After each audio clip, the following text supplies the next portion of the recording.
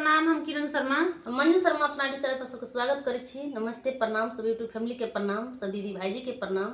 और हम दोनों देवरानी जेठानी जा रहल छी बेटी विवाह के बहुत दर्दनायक गीत गाब। अहाँ सब जरूर सुनब, कमेंट करके जरूर बताएब गीत केहन लागल नहीं लागल। बहुत दर्दनायक गीत छै, अहाँ सब जरूर सुनब। फुल वॉच करके जरूर, जब तक गीत के पूरा लास्ट तक नहीं सुनबे तब तक कुछ गीत के अहाँ सब नहीं समझ पेबे। जरूर अहाँ सब लास्ट तक गीत के सुनब और कमेंट करके बताएब गीत केहन लागल नहीं लागल।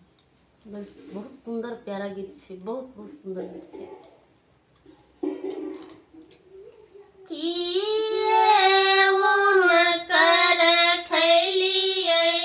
बाबा की